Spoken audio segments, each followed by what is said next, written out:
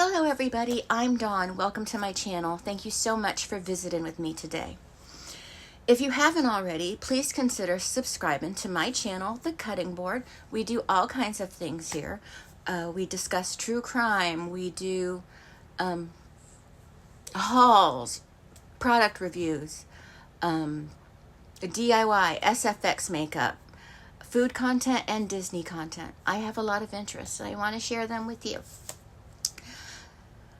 So this video is going to be a little difficult for me because it hits close to home, but we're going to do it anyway. I grew up in a little town called Mayport, and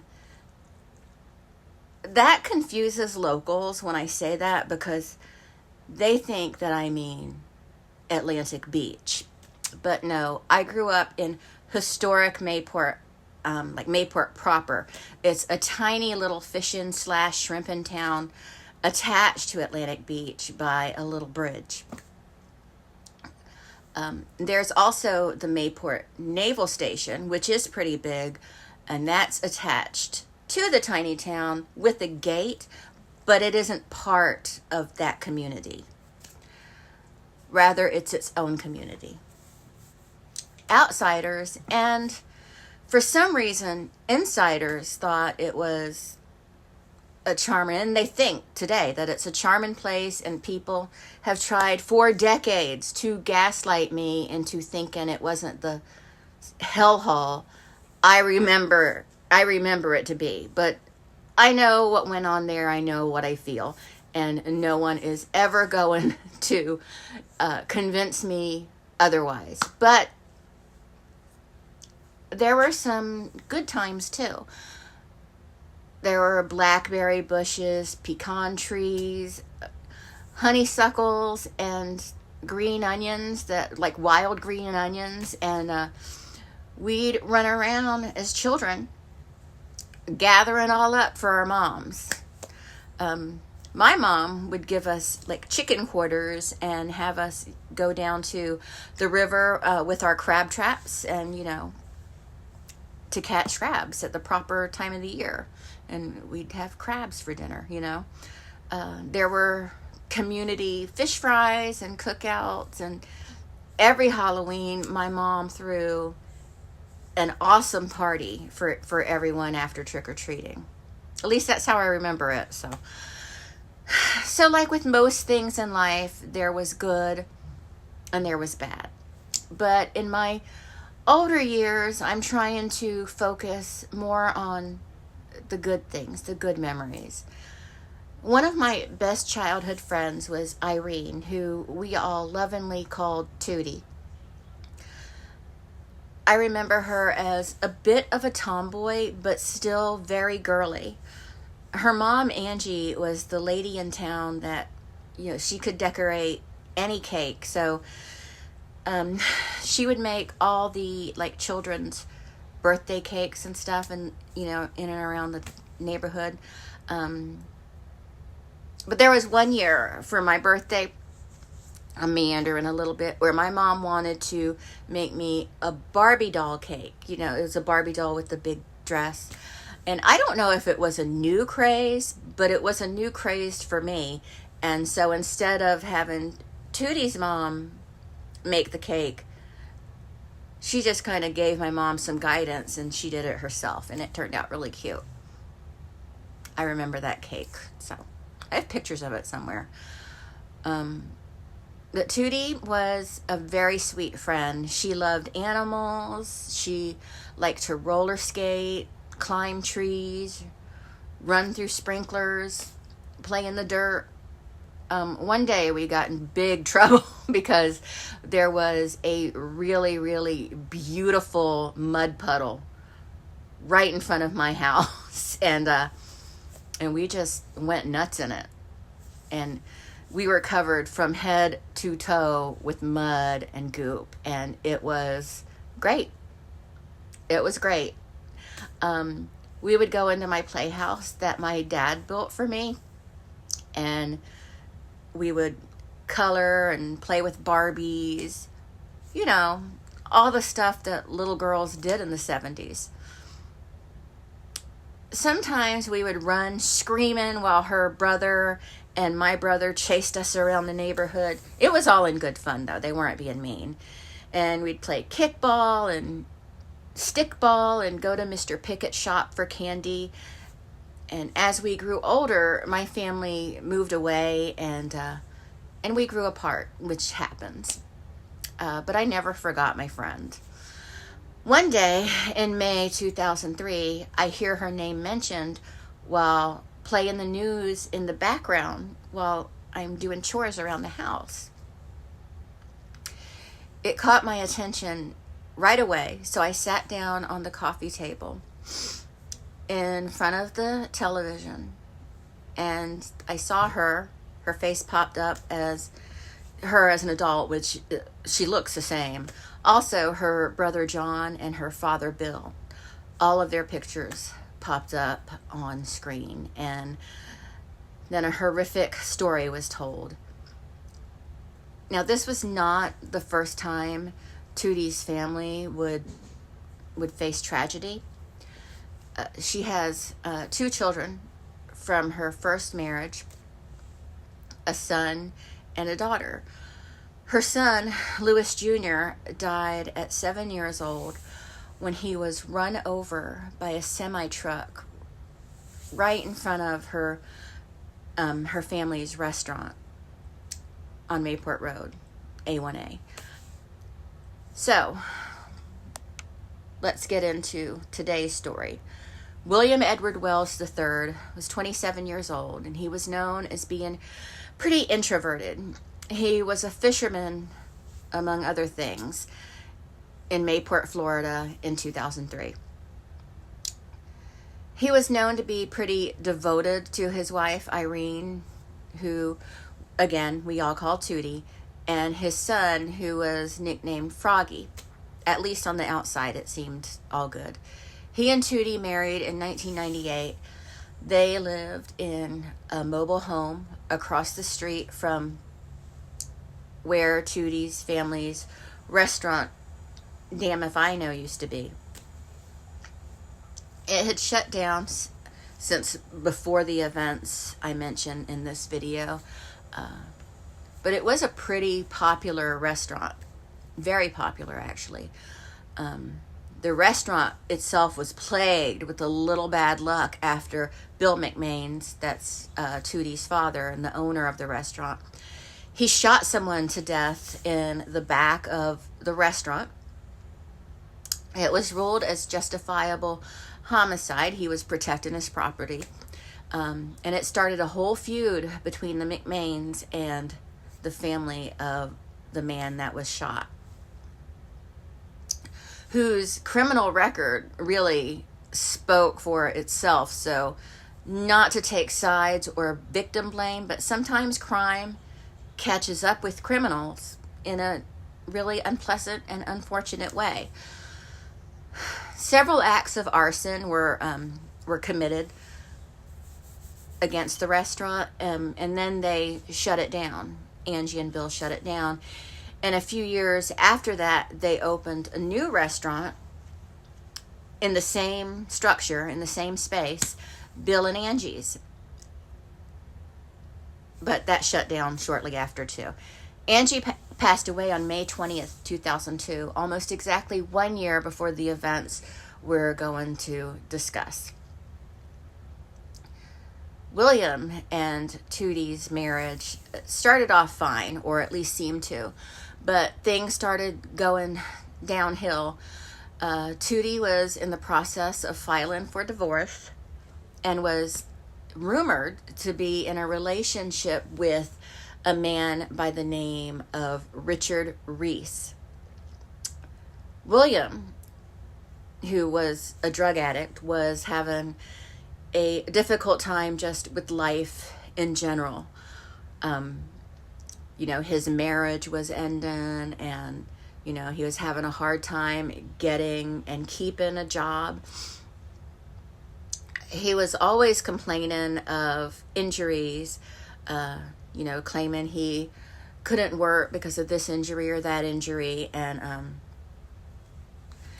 people felt like he was malingering to get disability. He didn't want to work, which is probably true. They thought he didn't want to work. But to be honest, he always did seem kind of like a bum. He wasn't a reliable employee, which made it more difficult to find work. And in Mayport, everybody knows everybody.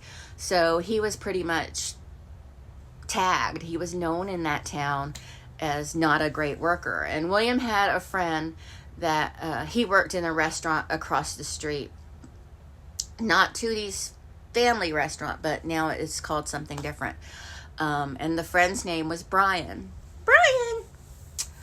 On Friday, May 23rd, 2003, William told Brian he could chill at his place since it was right across the street from the restaurant that Brian had worked at.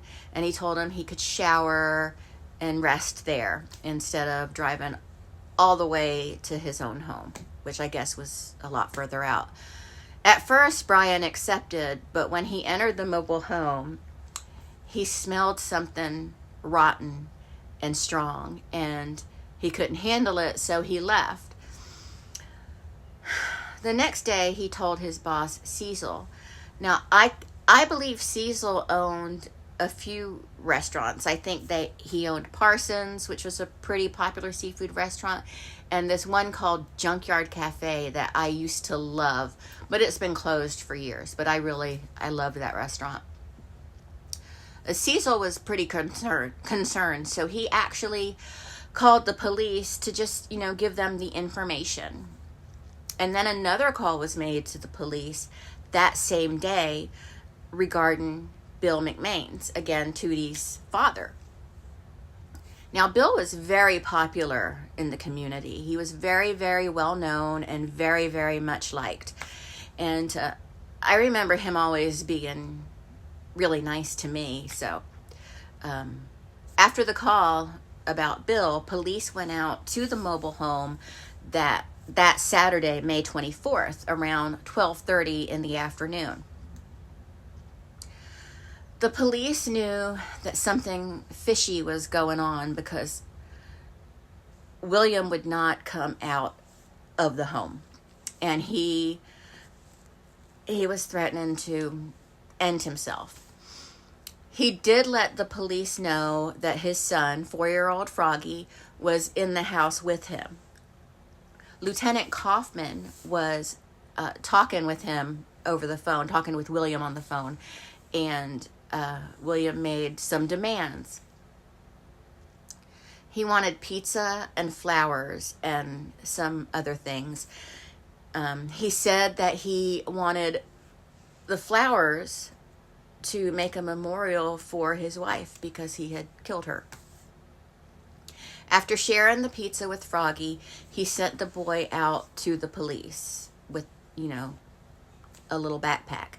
About 12 hours later, just after midnight, William finally surrendered and the police entered the home.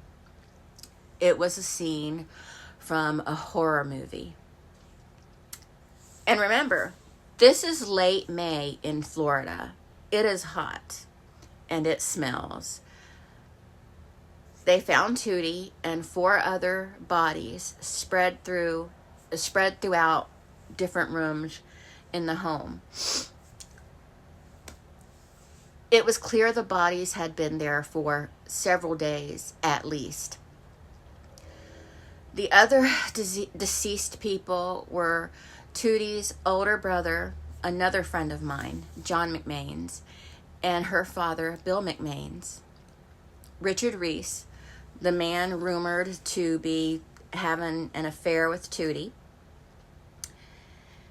and James L. Young, William's drug dealer. Tootie was killed on May 14th, and the bodies were found late on May 24th. Actually, after midnight, so it was technically May 25th. William told the police that he took a bunch of pills, so he was then taken to the hospital, Shands, and after he was released, to police custody, he was charged with 5 counts of murder. William told the police what he'd done right away, and his public defender had entered a not guilty plea at his arraignment on William's behalf. But he wasn't happy about that. So William, contacted WTLV Channel 12 himself and spoke to a reporter there, given a detailed account of his crimes. Hello, my name is Bill Wells, and I'm doing this interview to let the citizens of Duval County know what took place in my home between May 14th through May 24th, 2003. I'm here not to make excuses, but to inform you, the citizens and the taxpayers of Duval County, that I am willing to pay for my mistakes and crimes and to save the citizens and taxpayers of Duval County the expense of a drawn-out trial.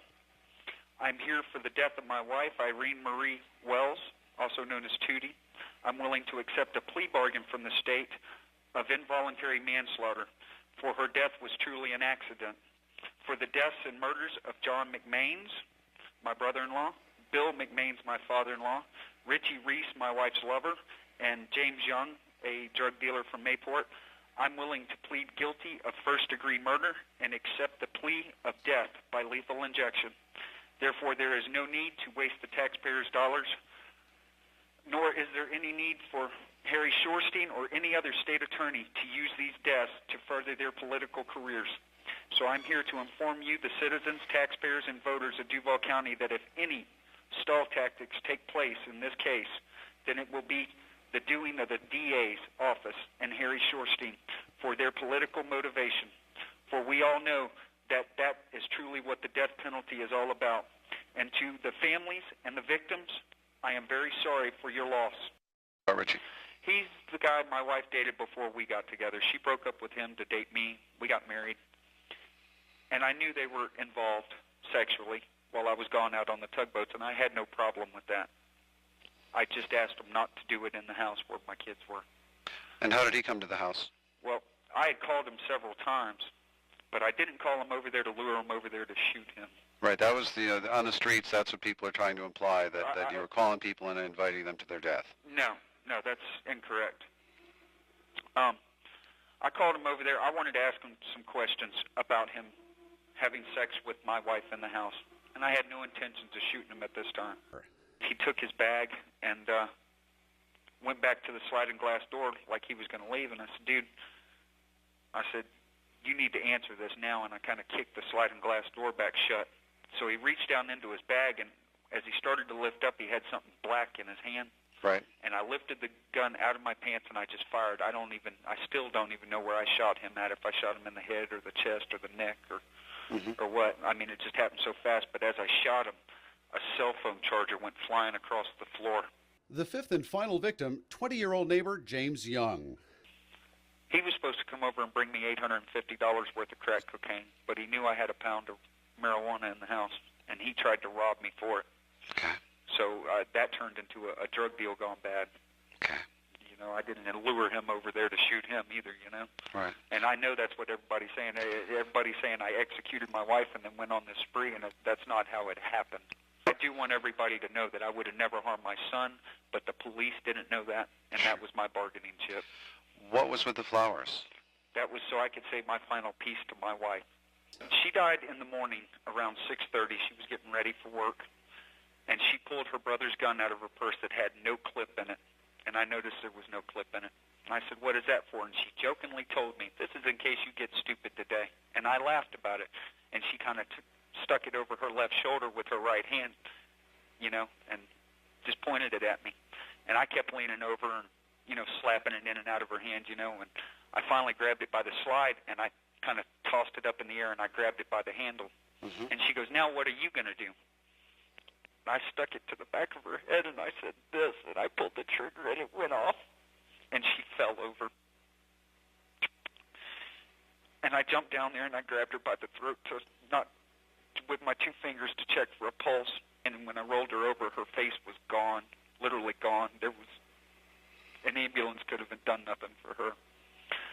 And being a convicted felon and having a firearm in my hand, I knew that I was going to end up in this position anyways. And I was scared to death and loaded it because John's almost 500 pounds, and he's a big boy, and I didn't want to mess with him. But I had no intentions of shooting him until he took off into the room and started getting hostile, at which point, when I went into the room and I heard 2 shots, I fired a round around the corner, which caught him in the side of the head. When I looked around the corner, he was holding his head and blood was pouring out. When I fired and seen that he was like that, I come around the corner to get closer to him to look at him. He grabbed me by my sleeve, and I was so scared I pulled the gun and I fired 2 more shots into the top of his head. I really didn't know what to do. I kept thinking what was going to happen, and I was expecting the police to show up at any time. I figured somebody heard the gunshots. But nobody ever came. So I fed my children, let them watch TV, and I smoked a little marijuana, and I had snorted a little bit of cocaine at this time. But I was not high at the time of the initial accidents in the morning, you know. He come in, and he walked into the room and seen Tootie, and he ran to the kitchen and got a knife, and I had seen him, and I pulled the gun out. We went back towards my son's room, and he went in there, and he, when he made that, I shot him in the side of the head, and I drug him on into my son's room, and I covered him up with some blankets, and I brought my son's clothes out of the room, the bulk of his clothes out of the room, and I shut the door and wouldn't let him back in there. I have a tremendous amount of guilt, and I should, and I'm sorry does not say enough to the victims' families. I've been kind of like a kid on Christmas Eve waiting for Christmas Day to see what gets unwrapped, and now that I've had it, and when he handed it to me, I guess you could say I was like a kid with the best Christmas present ever given.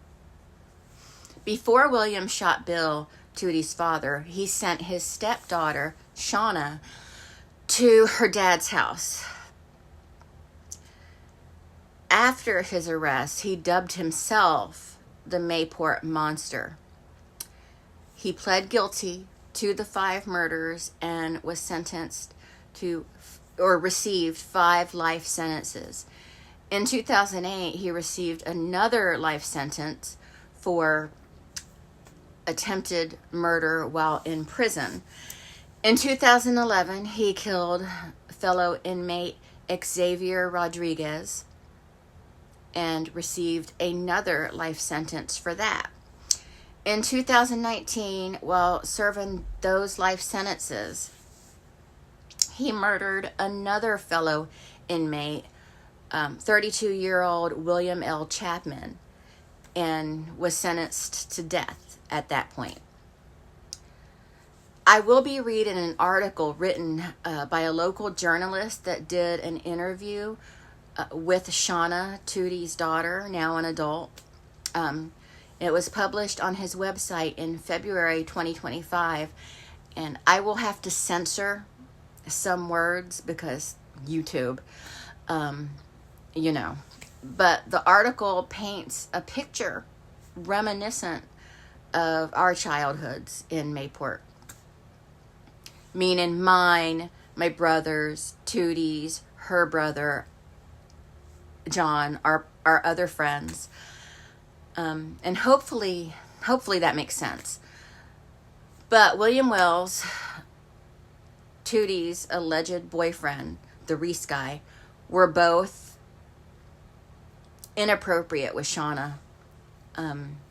Mayport always had its fair share of those kinds of males. I see that at least in 2003, that didn't change. When sent to her dad's, it seems then 11-year-old Shauna didn't know what was going on in the house. She didn't know that her mom was deceased. And it's unclear if her half-brother, 4-year-old Froggy, knew what was going on. He probably didn't really know because he was 4 years old. William Wells is still in prison on death row at Florida State Prison, also known as Rayford.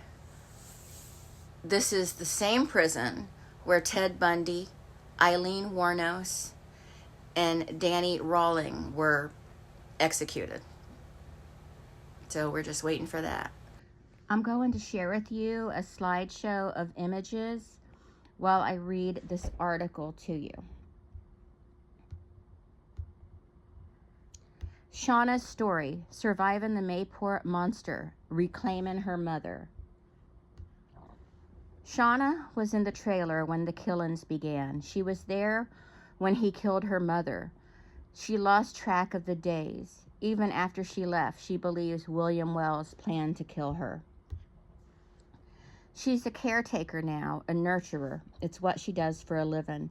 It comes naturally. Part of the way she learned to care for others was by taking care of herself.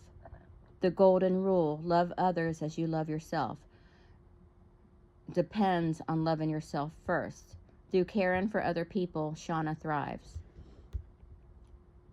Whatever snapped in Billy had never been right. Shauna's mother, Irene, who went by the nickname Tootie, was leaving him. It was more than what he told TV news reporters. What Tootie now understood he'd done to Shauna finally pushed her out the door. People tell Shauna that God must have kept her alive for a reason, that God must have some big plan for her life. She can't yield to that kind of thinking, but understands where it comes from. The inverse of God's having a plan by sparing her life, of course, is that God oversaw the murder of her mother, her uncle, her grandfather, and 2 other people in William Wells' house trailer those days in May 2003. I know it's what people say when they don't know what to say, Shauna says. I appreciate that they're trying to empathize. At least the default is pleasant. She used to sit and think about it, she says, marinate in the base brutality of bare facts. Instead of being buried with my mom, why the hell am I still alive? The shadow side of believing you personally exist for some special cause is survivor's guilt.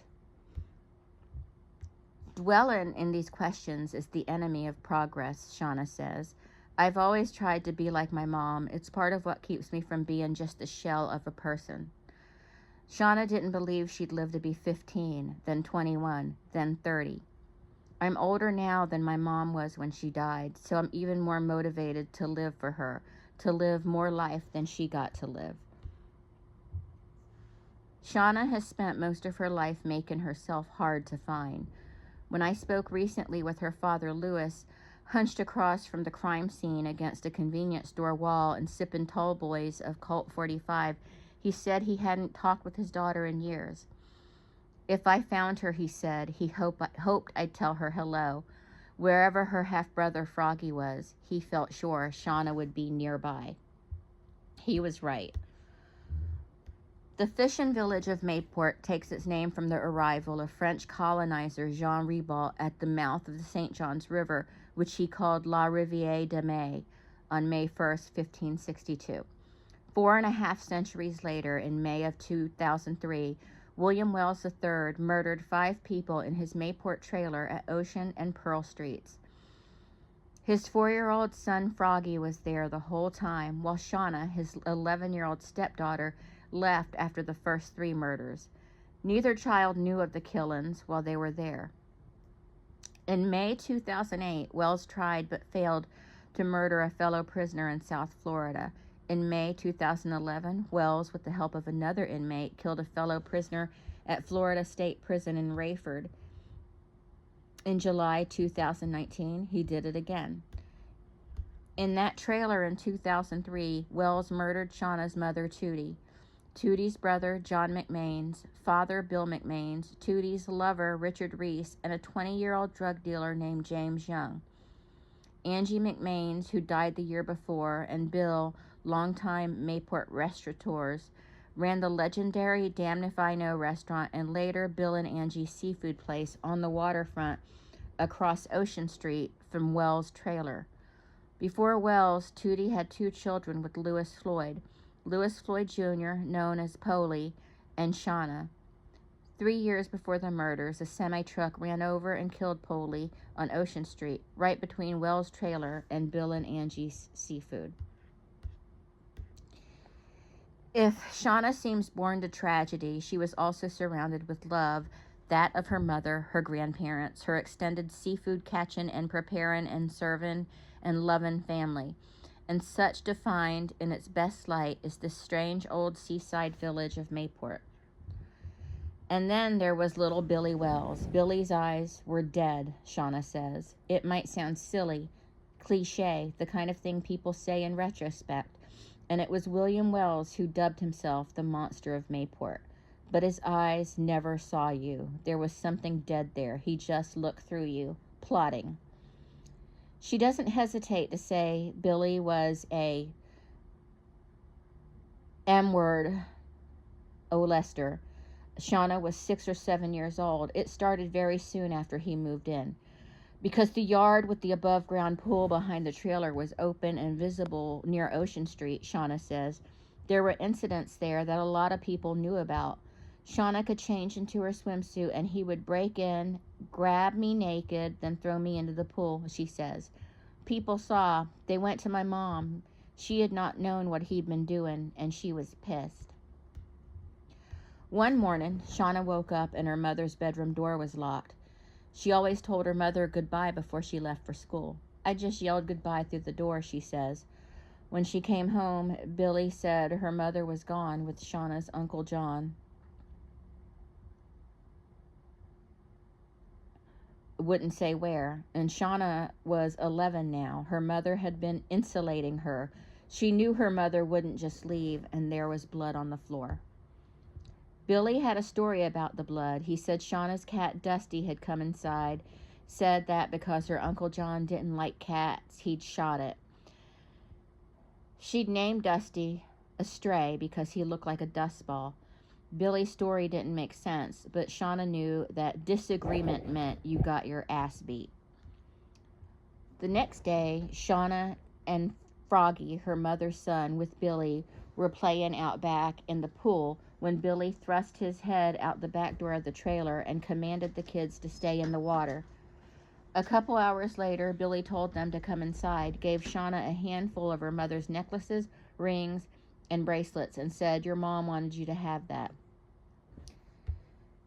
Billy had shot and killed Shauna's mother, her uncle, and her grandfather right in the trailer, while Shauna and Froggy had been each other's constant companions. Days blurred together. The kids forgot what day was which, lost track. Shauna may have been there while Richie was killed, but can't be sure, and says, there's no love lost. Richie was a molester, too. Says Shauna, my mother had become more and more protective. When we lost Polly, she became even more a mama bear. Polly was Louis Floyd Jr., her brother, 7 years old when that semi-truck ran him over right in front of her grandparents' restaurant. I know for a fact, Shauna says, that my mom would not have been anywhere near Richie if she'd known what he did. But Richie showed me his gun. He told me he would kill my mom if I told her what he'd done. When I spoke to Louis just after Christmas, he told me Billy had called him and said, come get your daughter, then threw a stack of Tootie's restraining orders at him and said she wouldn't need them anymore. That night, just a few streets away, a knock came at Louis's trailer door, and Shauna says, it was Billy. I think he was going to kill me and Louis. All the shrimpers' house trailers in Mayport stood but a few blocks apart.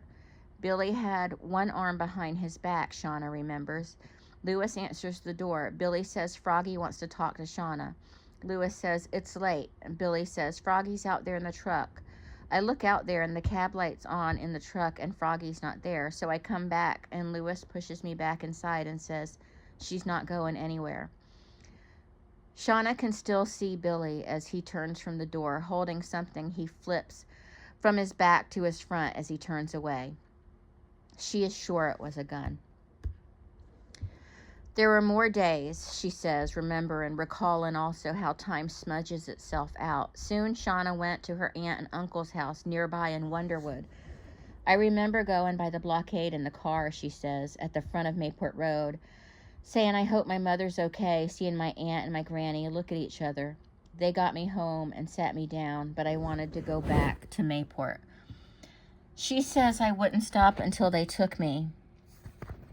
We got past the barricade and stood on the concrete ramp at Safe Harbor Seafood Market and watched. They waited a couple hours in the dark, and a half hour after they left, Billy surrendered. Shauna knew Froggy was out. Hostage negotiations had been the center of news coverage. Hints came her way. Her aunt said her mother was likely dead. But even then, Shauna says, my papa and my uncle were still in there. She discovered that night, though, on the evening news, that they were dead too. She first processed things paradoxically enough through disassociation. Part of the disassociation was aphantasia. I can't picture most things, Shauna says, but at one point I was constantly picturing Paulie, Lewis James, getting hit by that semi. Yes, she was there. Yes, she saw it happen. It's one of the few things I can picture from my past. And since I'm obsessive compulsive, I have to make myself stop seeing it. Billy Wells' continued violence in prison hasn't surprised her. He was always violent, she says. The Christmas I remember best was one where he was out shrimping. It was so peaceful. Shauna says her grandparents hated Billy from the start. Billy's father, Wild Bill, was a narcissist who named his first son Bill Jr., and years later, his second son, the future murderer, the result of an affair, Billy III. Granny threatened to shoot him, little Billy, multiple times, Shauna says. She found out he'd slapped my mother, and you didn't make Granny mad within knifing distance. Shauna thinks her grandmother offered to pay her mother not to marry Billy. He was charismatic and sweet when he wanted to be, she says. I can see, looking at the start of their relationship, why my mom was attracted to him, but then they were enmeshed. The families were close. His cousin worked in the restaurant. You've grown up your whole life knowing this other family, then you're married.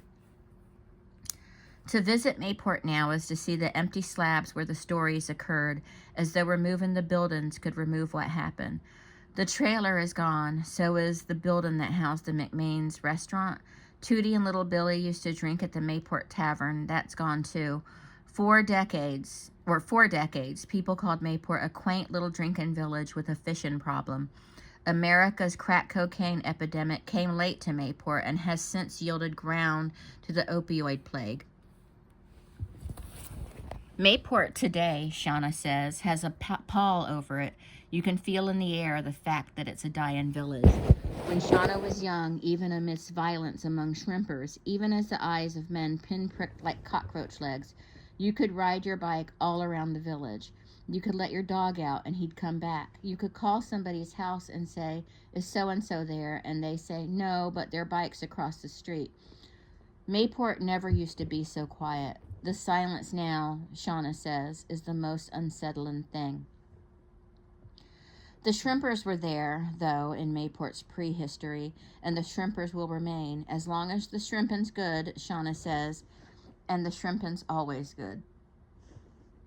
Mayport is its shrimpers, and they're either out on the boats or they're waiting to go back out. There's a lot of waiting that goes on in Mayport.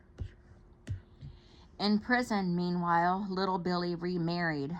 Shauna theorizes about hybristophilia, the romantic attraction to and sexual interest in criminals.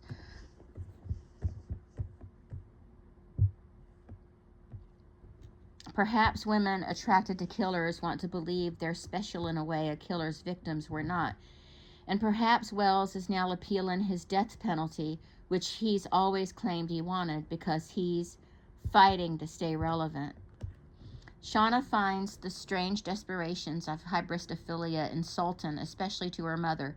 She cherishes one particular photo. Her mother was strong and pretty and tough, and Shauna would make her proud. Older now than her mother ever was, and every year more completely her own woman. Shauna's not easy to find. For decades, she's avoided public dialogue. The story is sensationalistic enough without additional sensationalism. She spent a life framing what happened to her against her own willpower and self-determination and agency, her own framing of her story. It happened to Shauna, though not only to Shauna. It's her story, but it's not her only story. She is not it.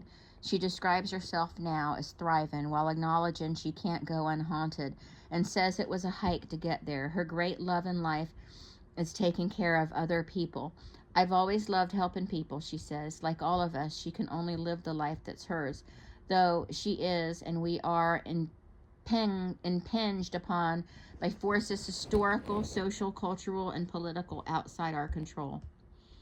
Shauna lives her life reclaiming her mother. In Shauna, her mother is ever present.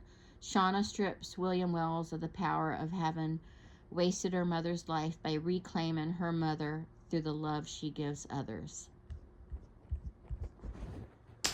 I know that was a long article, but I feel it was necessary to share with everyone. But that's it for this video. I just, this was really hard for me because it's just hard to imagine something so terrible happening to people that you were so close to when you were young. And, you know, I know you're lucky if you have friendships from your childhood that have lasted.